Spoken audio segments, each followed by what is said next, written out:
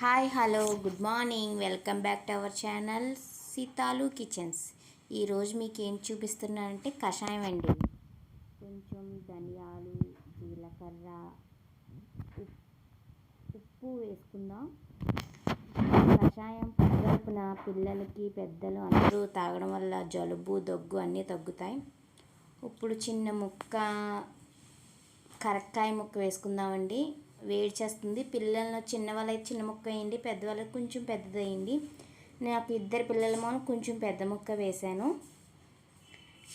ఇది తాగడం వల్ల కఫం అన్నీ పోతాయి. చిన్నవాళ్ళ నుంచి పెద్దవాళ్ళ దాకా తీసుకోవచ్చండి.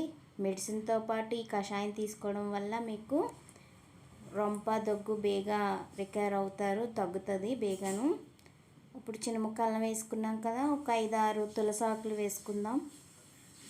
తులసాకులు వేసుకున్నాక మనం కషాయం తీసుకుందాం. నేను ఇప్పుడు కషాయం తీస్తున్నాను. కషాయం మిక్సీలో కాదండి నేను తీసేది, ఎప్పుడు నేను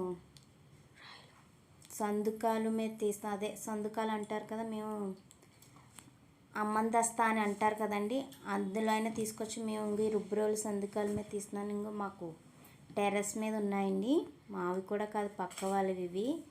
మా ఇంటి దగ్గర అయితే మావి ఉన్నాయి, అంటే రెంట్ హౌస్ కాబట్టి నేను తెచ్చుకోలేదు. వాళ్ళ దాని మీద నేను ఎప్పుడు ఇలాగే తీస్తానండి.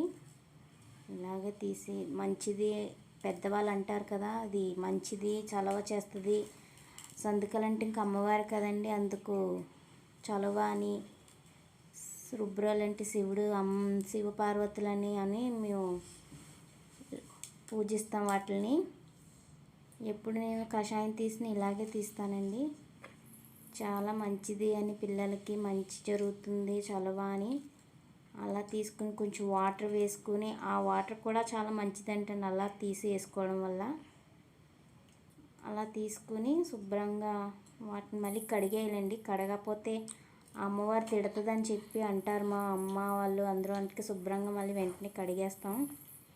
కడిగేసాక ఇలా వడక పట్టుకునండి. పెద్దవాళ్ళు అయితే అలా పిప్పుతో తినేయచ్చు, చిన్నపిల్లలు తినలేరు కాబట్టి అలా వడకెట్టుకుందాం. వడకెట్టుకుని కొద్దిగా ఒక 5 డ్రాప్స్ తేనె వేసుకుని కలుపుకుందాం. కలుపుకొని గ్లాసులో వేసి పిల్లలకి ఇది ఒకవేళ కొంచెం ఇప్పుడు ఇచ్చినా సాయంత్రం పడుకునే ముందు కొంచెం ఇస్తాయండి. చాలా బేగా తగ్గుతుంది. నైట్ టైం బాగా దగ్గుకుంటుంది. Thank you.